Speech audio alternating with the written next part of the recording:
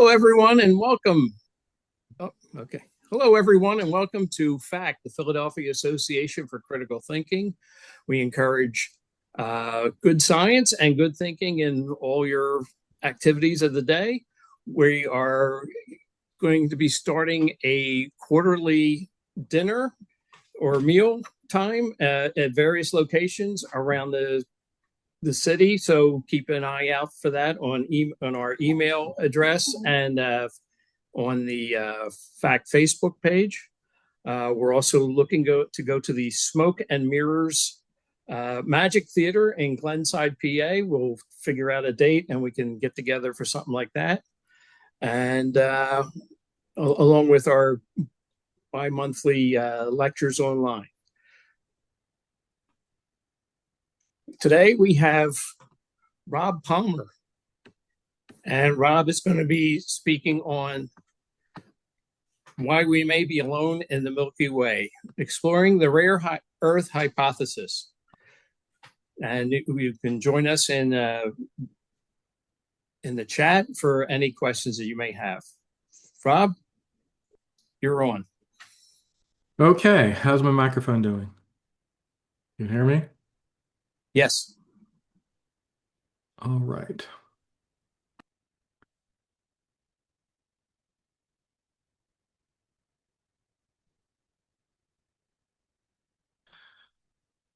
Okay, so as Bob said, why we may be alone in the Milky Way.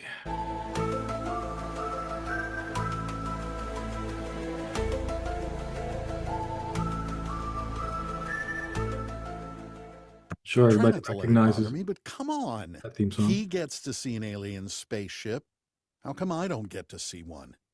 That one's not from the X-Files. That's from a current bestseller fiction book, which is about to be a major motion picture, Project Hail Mary, about contact with an extraterrestrial civilization. Highly recommended.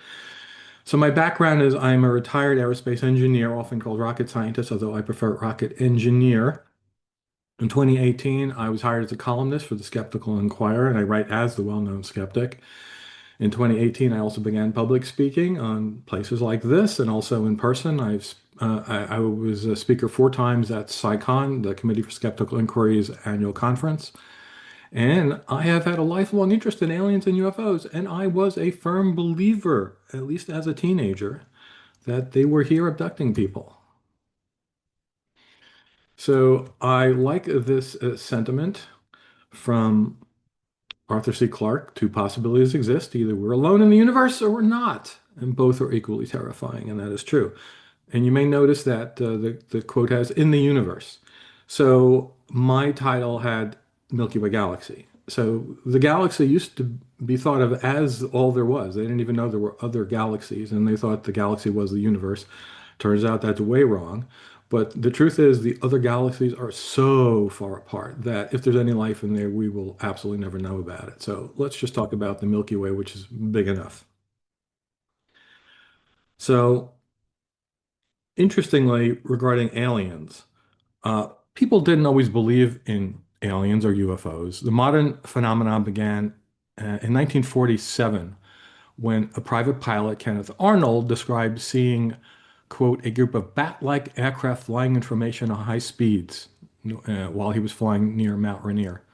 He told a newspaper reporter that they moved like a saucer would if skipped across the water, and that got dubbed in the headline Flying Saucers. Of course, the sighting sparked flying saucer claims across the country almost immediately. The sighting was so widely reported, even without the internet, just with newspapers, that a Gallup poll found 90% of Americans had heard the terms just a few weeks after that first report. But historian Greg Errigan wrote that most of the people of that time believed these sightings were just misidentifications of unrecognized objects and aircraft and the like. Alien spacecraft and people from other planets were not even on people's minds back then. Of course, so much has changed since then. It's 80 plus years later, and a 2021 Pew poll found that 65% of Americans believe in extraterrestrials, that they're on other planets. And over half believe that UFOs are probably or definitely their vehicles, right? So flying saucers is now seen as a silly term.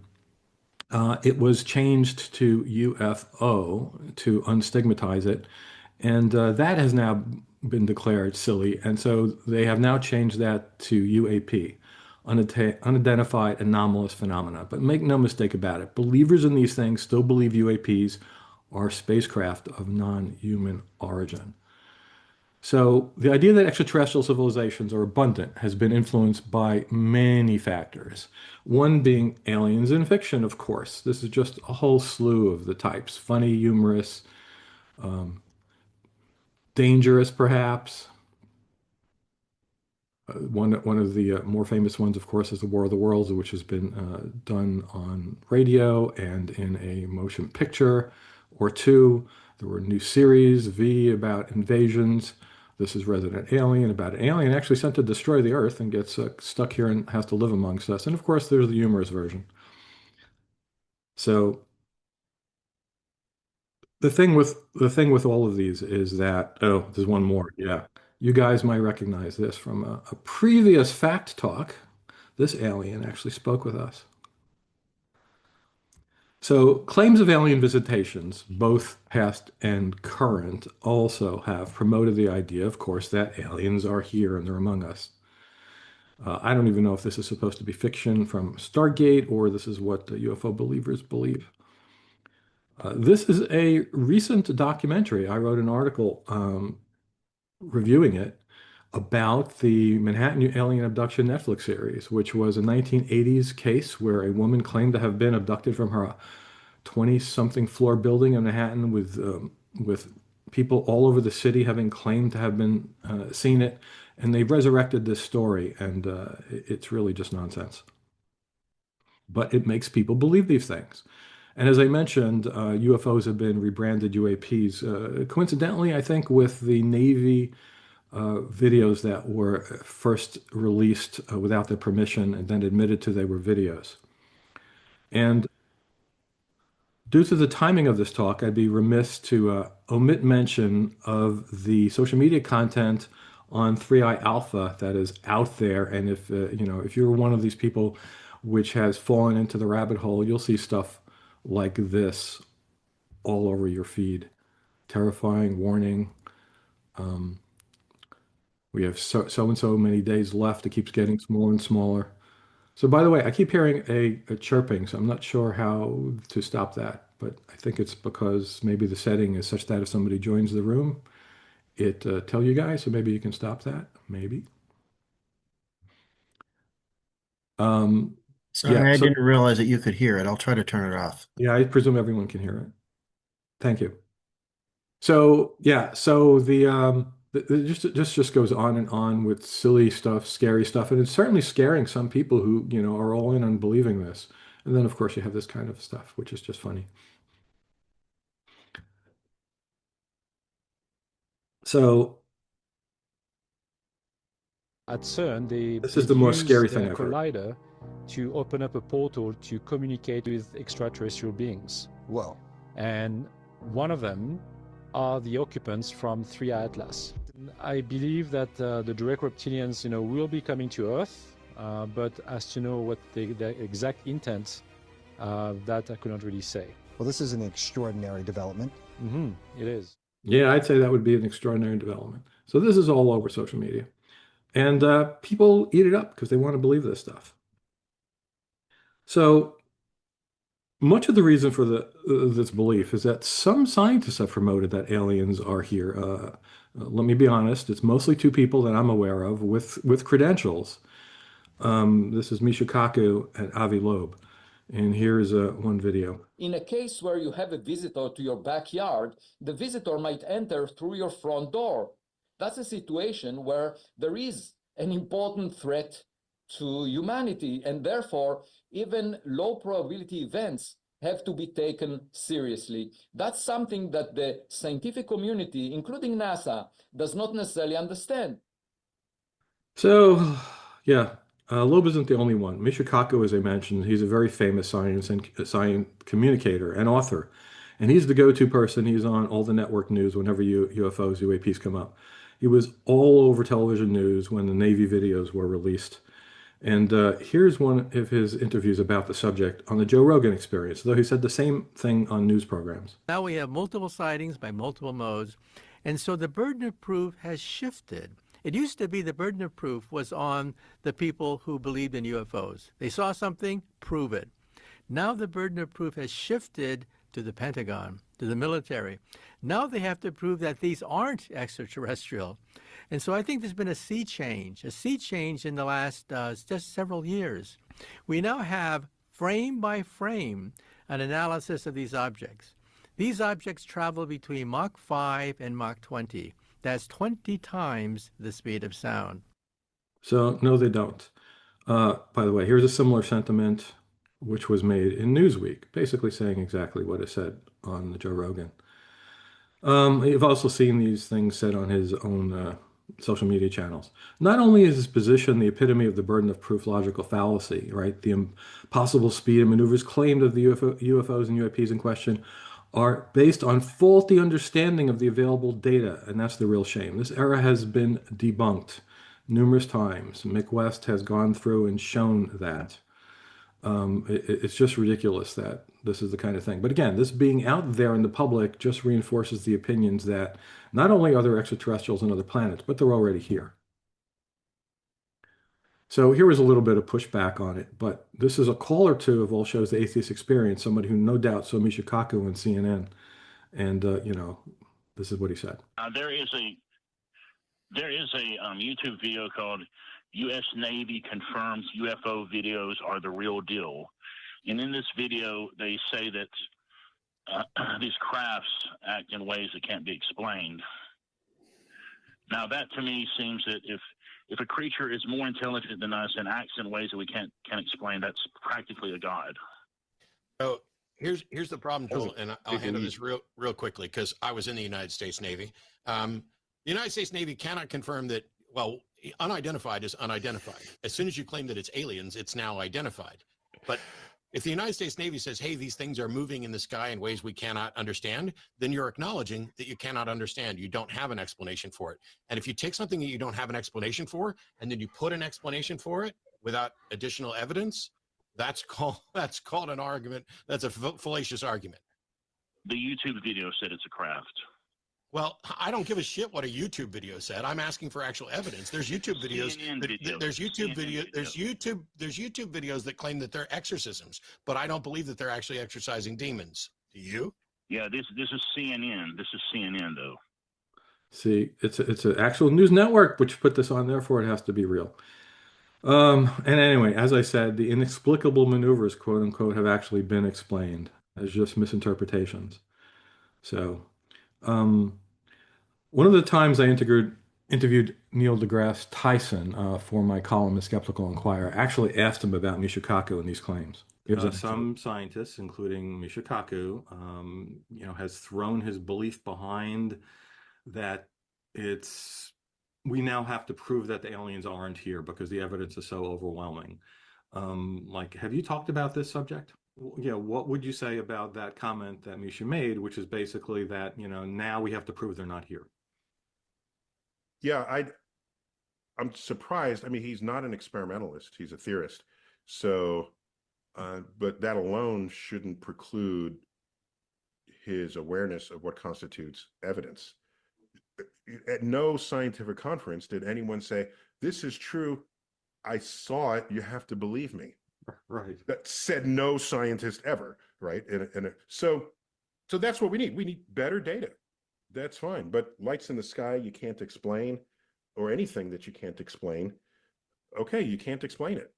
I'm good with that. Better data is what you seek when you're at an impasse, rather than making declarations about what it is to then require someone to say that it isn't. So I think any experimentalist would completely resonate with what I just said, whether or not theorists think the same way. So, unbiased people who research these claims have found no good evidence that aliens have ever visited Earth. There was a recent documentary called The UFO Movie They Don't Want You to See, which I'm going to recommend you watch if you're interested in this question. It's a scientific examination of the UFO claims and mainly tackles the issues of the physics problems of traveling the great distances between the stars. It also spends a bit of time giving explanations for some of those most famous Navy videos, and I'm going to play a little bit of that for you. Okay, so the UFO stories that have gotten by far the most attention over the past few years have been the videos that came from the US Navy. Originally, there were 3 of them, called Gimbal, Go Fast, and Nimitz, also called the Tic Tac video. These videos are from the camera screens in the F-18 fighters that were there on the scene. Now, a lot of people feel that what's shown in these videos are extraordinary craft, making movements beyond the capability of anything we know of. And if you don't understand the meaning of all the numbers and other data shown on the screens, it'd be pretty easy to get that same impression. So I wanted to talk with someone who does understand all the stuff on the screens, and who has an even deeper knowledge of the entire scene being presented in these videos. Now, it just so happens that a friend of mine by the name of Mick West happens to be that guy. So the claim here is that this is something with no visible means of propulsion. It's cold, we see it's white, which means cold in this mode, and it's moving very, very fast. So people get very excited about this one. Yeah, I mean, it looks pretty exciting to me. How could this be something not moving fast? Well, the interesting thing about this video is that we get a lot of information on screen. We have here this 4.3 nautical miles range, which is the distance from the camera to the object. And we have this angle we're looking down, 27 degrees. And we have the altitude of the plane here, 25,000 feet. So we can take this angle here and this distance, and we can do 4.3 times the sine of 27, tells you how far below the plane it is. Very simple high school trigonometry. Turns out it's about 11,000 feet down. Subtract that from 25,000 feet, you get 14,000 feet. So it's actually 14,000 feet above the ocean. It's not down by the ocean. It's halfway between this plane that's taking the video and the ocean surface itself, which means that it's actually moving very slowly. The error so many people make with this particular video is caused by one of the most common optical illusions. It's called the motion parallax illusion. Mick shot this little video in his yard to demonstrate it. He hung this ping pong ball from a tree, then walked past it with his camera. When you zoom in, it looks like the ball is moving at great speed. But the ball's not moving at all, only you are. That's the motion parallax illusion. It's why the object seems to be moving relative to the ocean in the Go Fast video, and it's why the distant plane seems to be moving relative to the clouds in the Gimbal video. One of the leading guesses for what that thing is in the Go Fast video is, believe it or not, a simple weather balloon floating along. It could even be a Mylar party balloon. How it looks in the video is exactly how balloons look on that same camera. So, having dispensed with the claim that aliens are already here and buzzing our fighter jets, for which there's no actual reasonable evidence, let's go on to the discussion about whether it's even probable or likely that alien civilizations exist at all, at least in any significant number, allowing for contact or even detection being a reasonable expectation. So, on the skeptic side, and I believe even science side by people who speak out, aliens are not likely visiting Earth. All right, that is the contention. However, whenever the topic of aliens comes up, you're likely to hear people, including scientists and even skeptics, maintain that other civilizations are, in fact, likely and perhaps even plentiful. One recent example is in that same documentary I just showed you, the UFO movie They Don't Want You to See, which did a bang-up job of showing that it's not likely aliens have ever visited Earth, but it started out with this premise. In fact, we figure there are tens of billions of planets, and that's just right here in our local galaxy. That's more planets than there are people on Earth. Billions more. On all those planets, are there any civilizations right now? Now, I don't know what your math tells you, but my math says there are probably many out there right now. So here's the pertinent statement. I don't know what your math tells you, but there's probably many out there right now. So you know, Brian's not alone. I don't want to pick on Brian Dunning of Skeptoid, or the creator of that and some other great documentary films. It is the common opinion, right? It's shared by many, and it's based on the existence of a vast number of exoplanets that we now know exist, as Brian said. So actually, regarding that film, I believe starting it that way was the right thing to do because his target audience are UFO believers. And if you started right out with, there are no aliens, they would just shut it off. So, you know, it actually, I think, was a good tack to take to start that film off because then it just pursued the point that no, there are no aliens here anyway. And here's another very well-known science guy expressing the same viewpoint. Do you think that there is life outside of Earth, intelligent life in the universe? Absolutely, there is life elsewhere, and almost certainly intelligent life. It has to be. The odds are just overwhelming. There's 200 billion stars in this galaxy. Well, now it looks like every star has about 10 planets, so there's almost certainly intelligent life.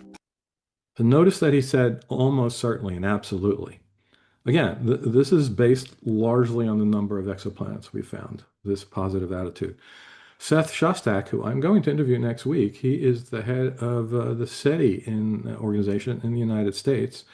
And, you know, he's a firm believer, of course. He actually has he called it a coffee bet that he made 8 years ago that within 2 decades we would find extraterrestrials. So he's 8 years into that. I'm going to have to ask him if he's still sticking to that. So as I've mentioned, it's all about the habitable exoplanets. And if people haven't been following that, the first one was discovered in 1992 around a pulsar, and then about a main sequence star in 95. So it hasn't been that long before humans, you know, humans did not know there were any planets. The solar system could have been it, but it clearly is not. As of October of this year, last month, there are 6,042 confirmed exoplanets in over 4,500 planetary systems. And over 1,000 of those systems have more than one planet. So other ideas reinforcing the idea that other civilizations are likely and abundant is the mediocrity principle and the argument against hubris. The idea is to assume mediocrity rather than making the hubristic assumption that anything about Earth or humans is special, right? The suggestion there's nothing unusual about the solar system, the Earth, the development of life here, Earth's biological complexity, or even the emergence of an intelligence on this planet. This is laid out in this Wikipedia article on the mediocrity principle, and that's pretty much just what I said. And to go further along, I can't avoid talking about these two concepts, the Fermi paradox and the Drake equation. So let's talk about the Fermi paradox first. This was laid out in the Netflix series Three Body Problem, based on a Chinese trilogy of novels, I believe it was a trilogy. So the speaking here is in Mandarin, but there is English subtitles, so you can follow along.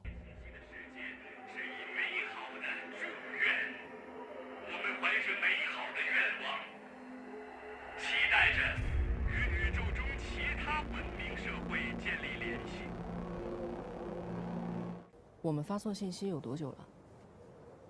有几年了？美国和苏联呢？比我们还要久。是费米悖论。1950年，洛斯阿拉莫斯国家实验室的恩里和费米跟他的同事提了一个简单的问题：既然银河系中有几千亿颗恒星，这些恒星又拥有和地球很像的行星，那么在这些行星上就一定产生过高等智慧生命。可是这些外星人都在哪儿呢？也许根本就没有外星人。Yeah, and you may have noticed she said they must have developed intelligence, and there's no evidence for that. So there are a bunch of solutions to the Fermi paradox, and I'm not going to talk about them all here. It would be a talk all on its own for just go through a few of these. You know, some are more perhaps reasonable than others, but all of them are reasons why we may not have contacted any aliens or heard any alien signals. I'm going to concentrate in this talk on this last one. Extraterrestrial intelligence is a rare or non-existent because it is extremely difficult for life to evolve a species capable of forming a technological civilization.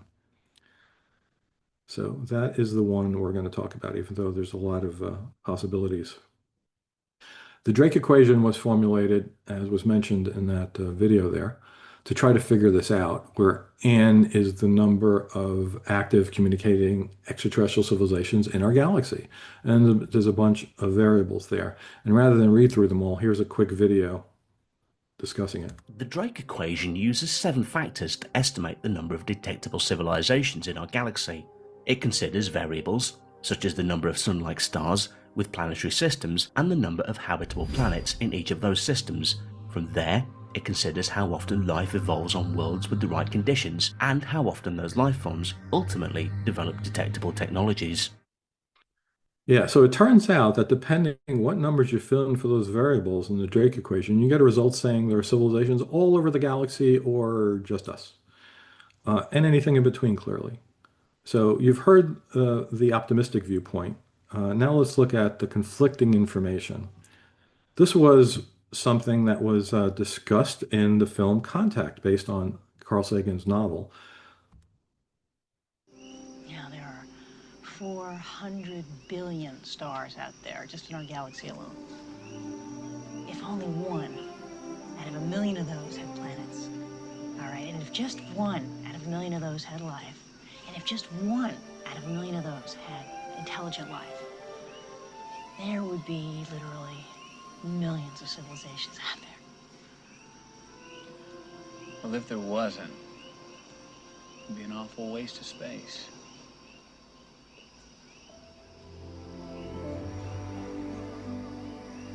Amen. So yeah, so that's actually the optimistic viewpoint, clearly. When that film was made, we were just discovering our first exoplanets. And Ellie Arroway there, who's the head of the SETI project, gave the chance of 1 in a million stars of planets, and we now know that is wrong. So, but if you do the math with her 1 in a million and 1 in a million and 1 in a million, you don't come up with millions. You come up with a tiny, tiny number far less than 0, which is really weird that the head of the SETI project is terrible at math. If I correct the 400 billion stars each having a planet, at least that, and then go with a 1 in a million and 1 in a million, then you get 0.4, which is basically us. All right. So what do you have to do to make this number work out to be millions of planets with intelligent life in the Milky Way? You have to say it's 1 in 100 planets with life, and then 1 in 100 planets with life develop intelligent life. And if you want to go down to a reasonable number, and you say it's, say, at the top of this graph, 1 in 100,000 of each of those, then you get 40, which would be a pretty sparsely inhabited galaxy. And there's some of the other numbers in between if you go 1 in 10,000 and 1 in 1,000, but not millions, for sure. So Contact was based, as I said, on Carl Sagan's novel. He and the other scientists of the 20th century, before we even found any exoplanets, were very optimistic because of the argument about mediocrity, and they didn't want to be hubristic. But now that we know there are so many more exoplanets, shouldn't we be even more optimistic that the galaxy is full of extraterrestrials? Well, maybe not. Let's look at one paper. This is an excerpt from one scientific paper on the subject. It's a paper from 2018 looking at the Fermi paradox with respect to the Drake equation, basically using computer models to formulate the probability of the variables in the Drake equation. Here it's basically saying, hey, we should see life all over the place if you put some numbers in there. However, the result is this. The paper's conclusion is basically that it's the probability of there being no other intelligent life in an observable universe is substantial. So, that's quite a turnaround. And this is just one example of some scientists now arguing the opposite of what Carl Sagan and his contemporaries believed. This is a paper written, and it's not a scientific paper, but it was written in an article by the astronomer known as the bad astronomer, Phil Plait. He's written a lot of books, and his article basically talks about the probability of the UAPs being alien spacecraft, but at the end he does delve into this part of highlighted, which agrees with my contention here. If our own world is a guide, we should expect Shuf and any other living worlds to harbor much more than microbes, let alone anything capable of building starships or radio telescopes. So this is based on something that has become known as the rare Earth hypothesis. Instead of saying, well, Earth-like planets are common and everything here is common, maybe not. To read the opening paragraph there, in planetary astronomy and astrobiology, this hypothesis argues that the origin of life, evolution of complexity, sexual reproduction, multicellular organisms, and so on, right up to human intelligence, require an improbable combination of events. And according to this hypothesis, complex extraterrestrial life is an improbable phenomenon and likely to be rare, right? And this is because the necessary conditions to produce and sustain life on a planet may include so many things, including a favorable location in its galaxy. So most of the stars are packed near the core, which is dangerous regarding radiation and other stars destroying your solar system. So you need also a favorable and stable orbital distance from a certain type of long-lived star, and perhaps not tidally locked, so one side of the planet bakes and one is frozen. You need to have also a favorable arrangement of orbits of the other planets, so you're not destroyed by an impact or ejected out into space where you become a rogue planet with no star at all heating you up. You need to have an atmosphere big enough, good enough, a planet big enough to hold on to an atmosphere, right? You need that atmosphere to be stable over a long period of time.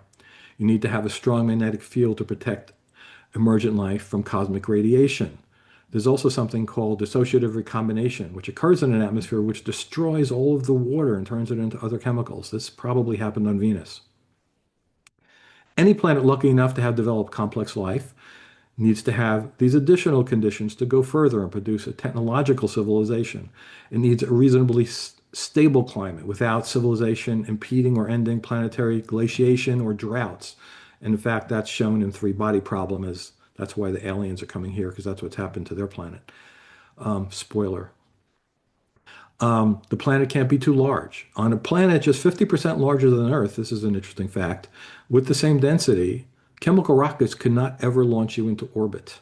That is quite astounding. So that's not saying there wouldn't be an intelligence, but they couldn't be launching space vehicles. You need to have habitable dry land, because it seems unlikely that if an intelligent species developed underwater, well, like the cetaceans, electricity and rocketry and computers are like out of the question. How would they develop that stuff? So I want to talk about biology now. If cosmic events were rerun, assuming Earth formed and life came into being, but events on the planet happened just slightly differently, would a technological capable species like us emerge again? I will grant here that abiogenesis may be likely, but I'm not even sure about that, but it may be. But the reason I could say that is because it happened extremely early on Earth. But the problem is, this is a graphical view of the life on our planet. Life took 1 billion or so years to get started. And then it took over 3 billion years more for even simple bacteria to evolve. Then another 500 million for vertebrates to evolve, and then another 500 million for complex creatures like us and our species and our civilization to arise. And here's another graphical look at this. So, along the way, there had to be self-replicating molecules had to form and thrive and not get wiped out. Simple single-cell life had to emerge and thrive, surviving atmospheric changes and everything else. Then complex single-cell life emerged. Multicellular life had to arise, creating more and more diverse and complex life forms. Life had to find a way, as I mentioned, to exist on land. And then, of course, in our case, primates had to emerge and later become bipedal and intelligent. And one of those species survived until at least now. Here's an important takeaway from all of this in the time frame of the Earth's history. What we do know about Earth is that although life began, let's say, 3.8 billion years ago, it wasn't until around 600 million years ago or so, that, or maybe at most 700, that you see any complex multicellular organisms at all. So for something like 3 billion years, it was single-celled alone. And that's one of the reasons why I would guess, if I had to guess, I would say that microbes would be common because life began very quickly on Earth. And I wouldn't be surprised if we find it on Mars. But complex life, multicellular life, insects, plants' intelligence, I would guess, would be very rare because it took so long on Earth to get there.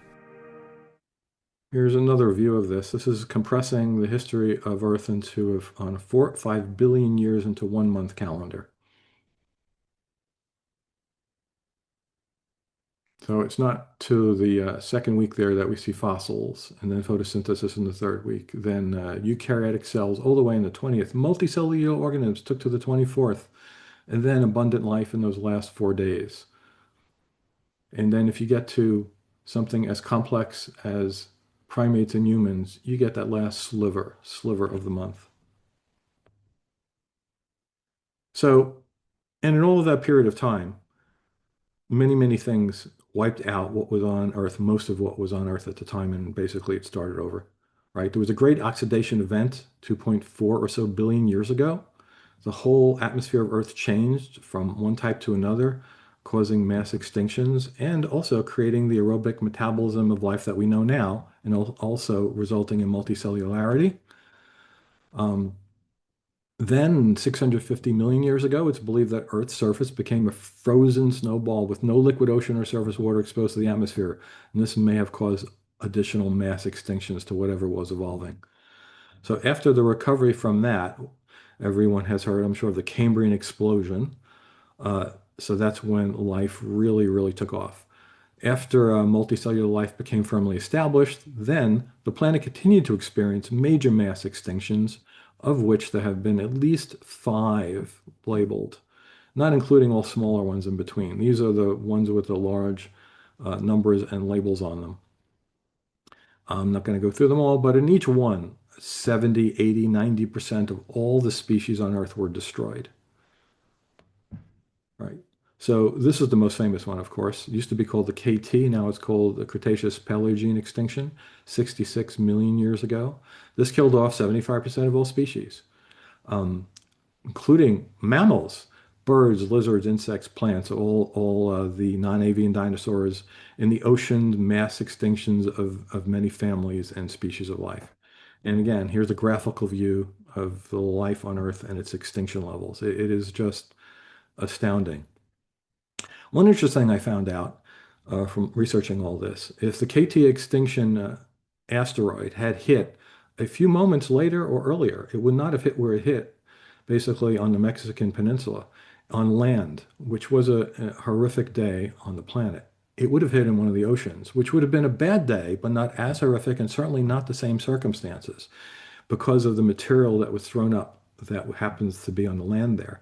So anyway, that's one speculation that certainly different species would have gone extinct or not gone extinct, and maybe we wouldn't be here for a few moments in time.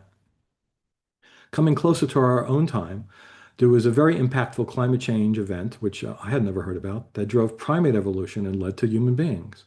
There was an ice age, not the one we're more familiar with, when there were already humans or sapient creatures on Earth.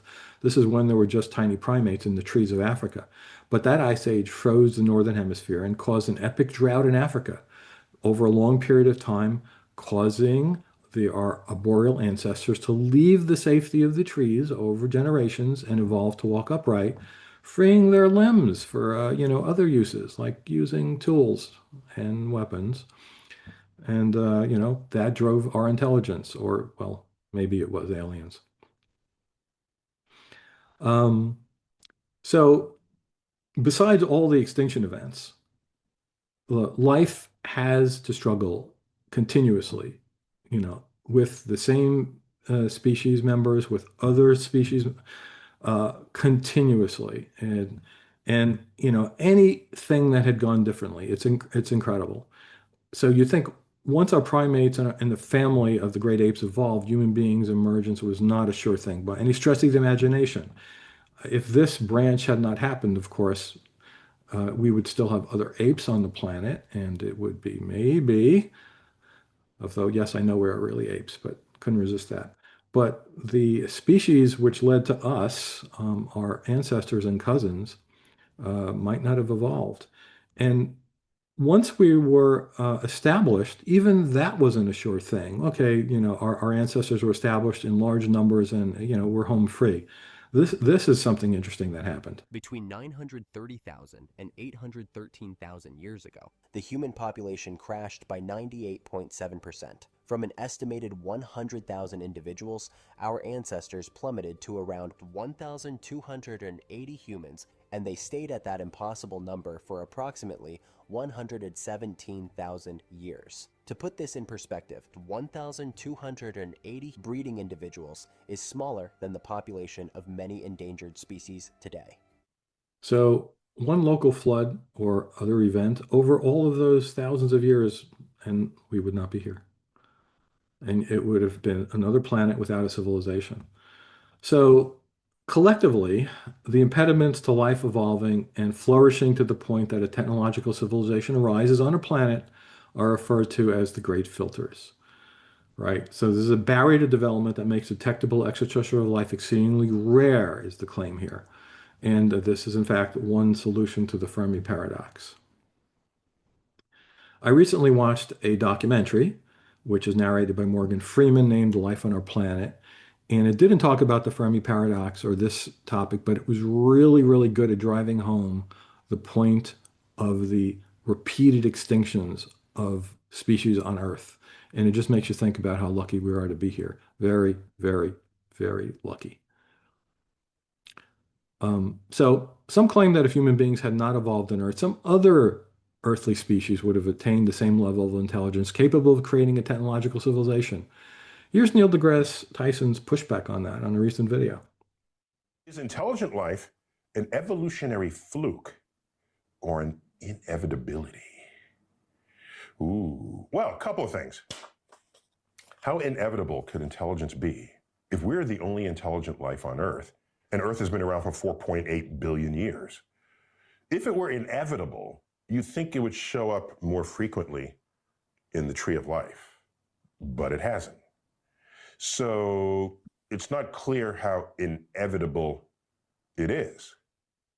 So, presuming a random species on an alien world was fortunate enough to develop to the point of having a civilization, and did this by all of its ancestors surviving all the geological, climate, and evolutionary filters, well, just like for us now, there may be great filters in their future, and that may spell their doom. Just like we must survive these things, they have to survive a looming climate crisis, self-inflicted, a global pandemic. Of course, this is always an option once you develop weapons, a civilization-ending civil war. Also, the newly recognized, perhaps, danger of AI. And of course, there's this, which is one of the things we know happens to planets.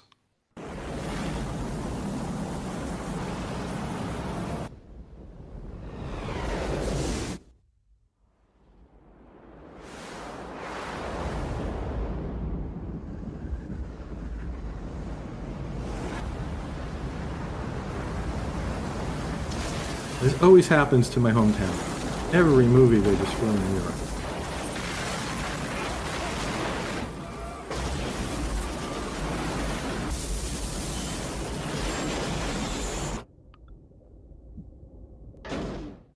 So, yeah, even if we survive all of those filters, and other extraterrestrial civilizations do also, planets have a limited lifespan. In our case, Earth will be enveloped by the sun in about 1.5 billion years, but it's going to be, I think actually the number for the enveloping of the sun is 7 billion years, but it's going to become way uninhabitable, more like 1 or 1.5 billion years.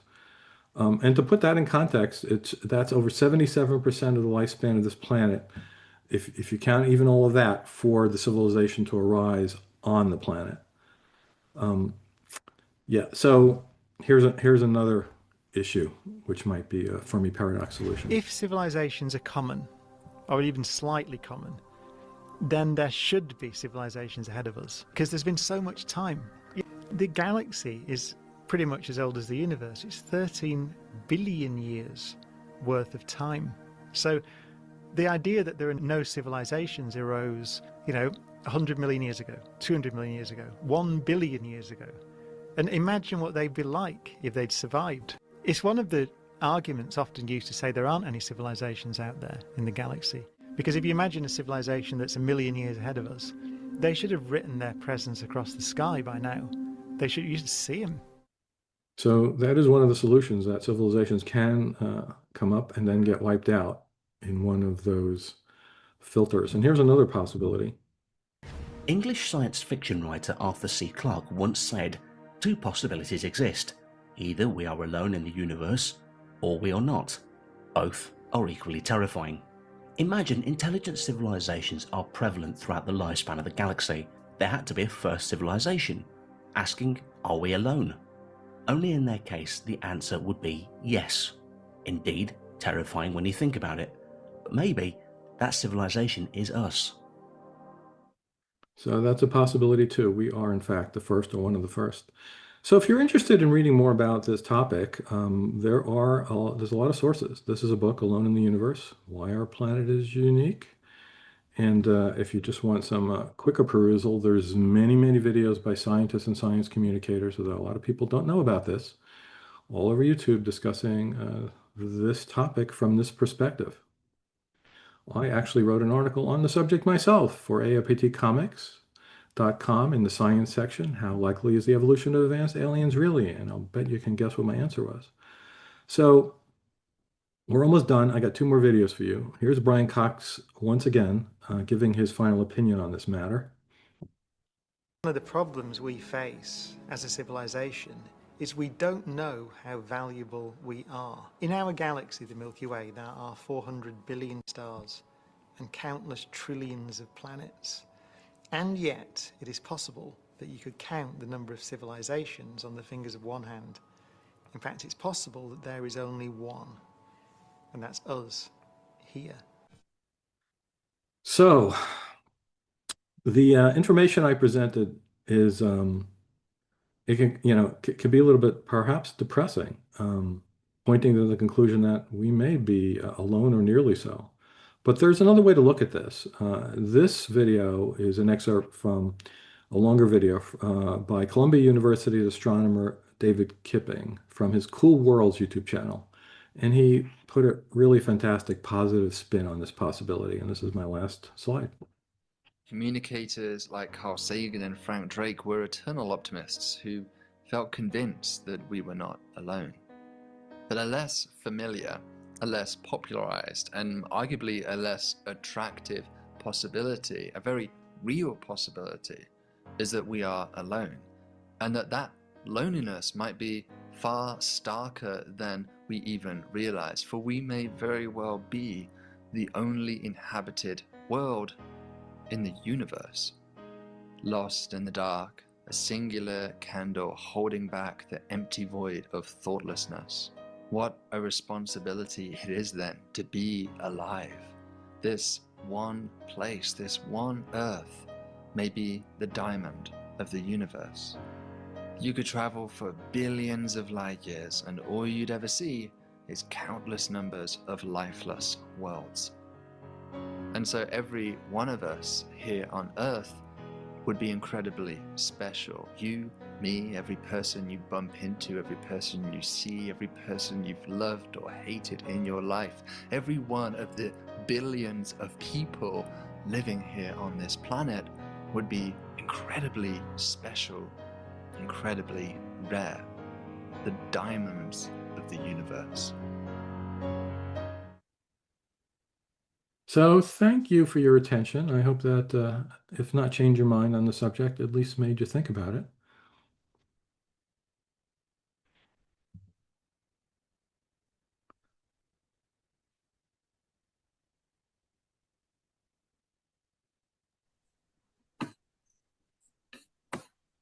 Okay, we have one question came in. Can you comment on Liu Zixin's dark forest hypothesis as a solution to the Fermi paradox? Are you familiar with this person? Yeah, I've heard of dark forest. In fact, that's one of the things that are contemplated in the three-body problem. You know, basically that we're being left alone. I think that's the one. There are so many out there. I'm not sure which name that corresponds to, the dark forest, but there's one that we're being like left alone intentionally, that alien civilizations decide not to get involved, not to broadcast their presence, because that will invite them being attacked by other civilizations, things like that.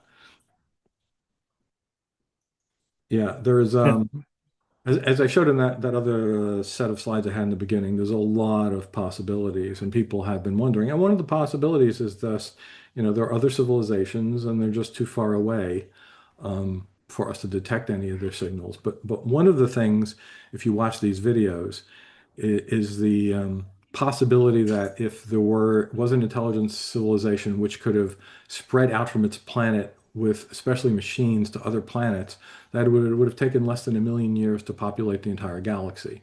And we see nothing, no evidence that anything unnatural is out there. Yeah, so I've given this talk, this might be the 5th time, and this is the longest, most in-depth version I've ever given. I gave this talk once in a skeptic organization where at the end, the person who organized it actually told me, well, that's fine, Rob, if you want to go against the scientific consensus. Personally, I don't see there being a consensus without facts on the other end of this. Yeah. Okay, and Grace Lee asks, I am interested in the transition to multicellular life because that is when capacity for pleasure and pain occurs. Do you have any thoughts on how likely a planet with microbes is to develop multicellular, indeed sentient life eventually?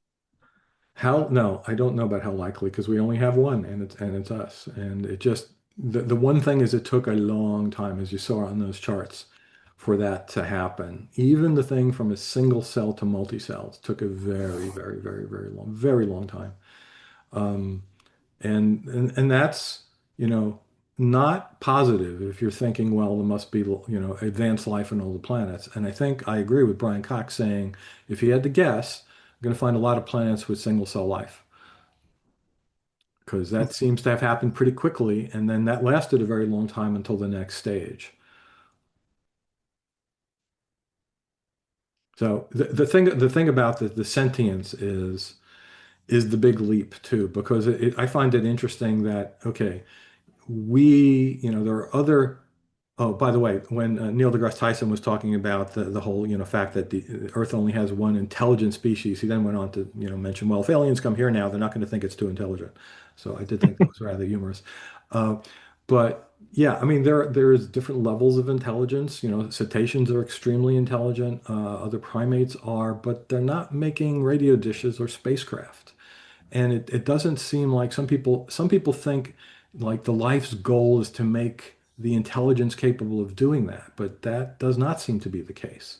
We see, as a human race, seem to be a one of, and because a great many coincidences and things that just happen to happen here, as I said before, it seems we're really, really, really, really, really, really ad infinitum lucky that we're here on the Zoom being able to talk about this. Oh, it has an addendum, 50% longer unicellular life, and we have been single cellular until the Earth becomes uninhabitable. Yeah, and that's just the solar system with a fairly long-lived sun with the planet. And as I mentioned, it's 75%, whatever the number was, for our civilization to arise on this planet with the time we have left. That's where that number comes in.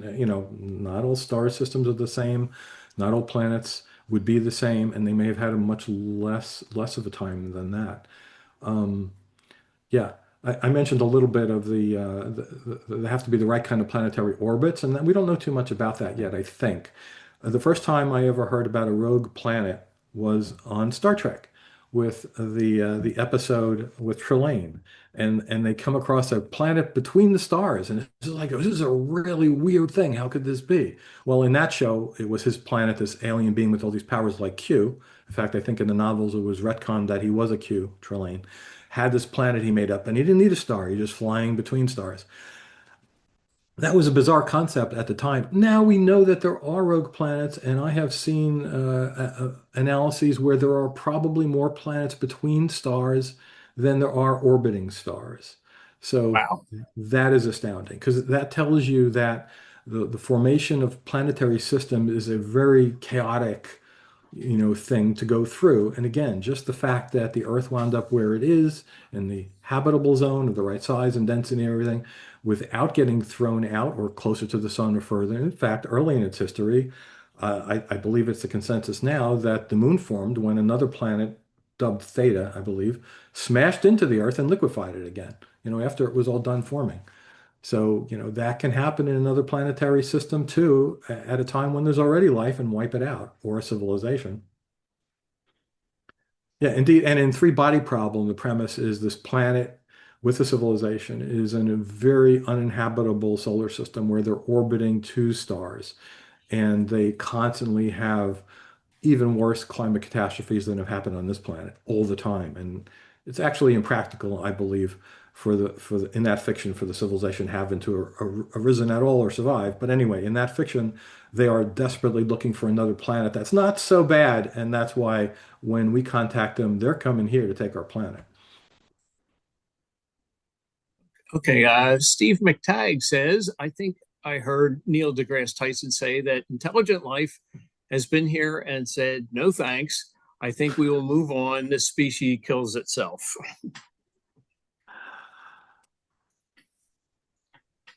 Yeah, well, it's hard to argue with the fact that the future is precarious for our civilization lasting long at this point in Okay, time. and Rebecca Fish asks, have you read or seen anything that explains psychologically what is really going on when people claim to channel aliens? True believers discounting grifters. Well, this is like with psychics and mediums who, it's not aliens, but they're channeling supposedly dead people. It's impossible to read people's minds and to know if they're grifting, if they're really self-deluded, if they have a psychosis. And there's, no doubt a mix of all of those things. But it is scary watching TikToks, these people who, look totally serious, like the one video I showed you of the person who supposedly channeled the aliens on the 3i Atlas. And that was a tiny clip of a much longer video where he says other channelers are doing this simultaneously and they're comparing notes. I don't know. Are they all frauds intentionally, or are these people, have some psychological issues? I don't know. It would be amazing to write a paper on that specific subject if a psychologist could get enough study, people to study. Yeah, on the similar vein of the people who I have dealt with more often is people who claim to channel dead people, called mediums. The famous people are all frauds. They know what they're doing. They've been caught in stings. They read Facebook accounts that are faked so that they will read them. In fact, they do, and then they present it back like they're talking to dead people, and they know that they have read the Facebook posts that were put there.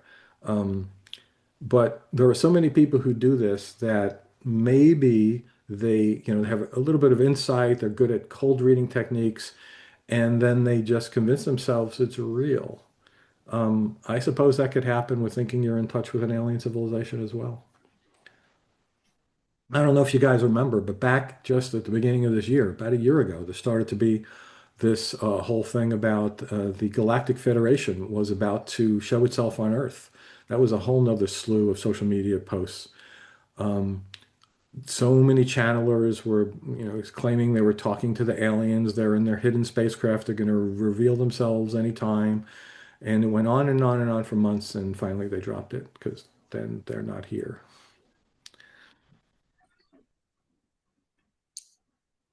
Okay, we are out of questions. We're not necessarily out of time if anybody wants a quick jump in. But otherwise, Rob, fantastic presentation. You have multiple comments or compliments on the chat, if you can review that when you get a chance. And we would like to thank you for stopping by.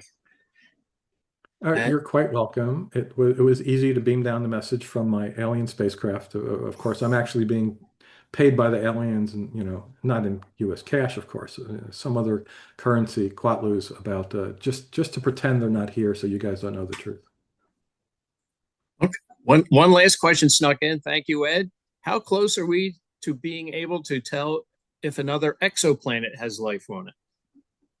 Well, that's a good question. The technology is advancing. It seems like exponentially to the point where they can tell what's in the atmosphere. And there have already been rumors about certain planets have certain gases that we believe are created by life as opposed to just geology. But then whenever that comes up, it says, no, there is a possible way that could be by geology. And I assume that technology is going to continue to advance. And maybe we will get even better optical telescopes at some point, maybe combining images from optical telescopes in orbit with great distances between them and combine the images. And maybe we'll be able to see such a thing. I don't know. We would probably be able to see something that was a clear extraterrestrial creation, like a Dyson sphere or a ring or something like that, well before we could actually image the surface of a planet. But yeah, so far nothing. Yeah. Okay. Repeating something, really enjoyed the talk. Excellent talk. Thank you very much. Very complimentary here. Thank you for having me. Okay. All right. And keep an eye on the fact emails and the web page and our fact Facebook page.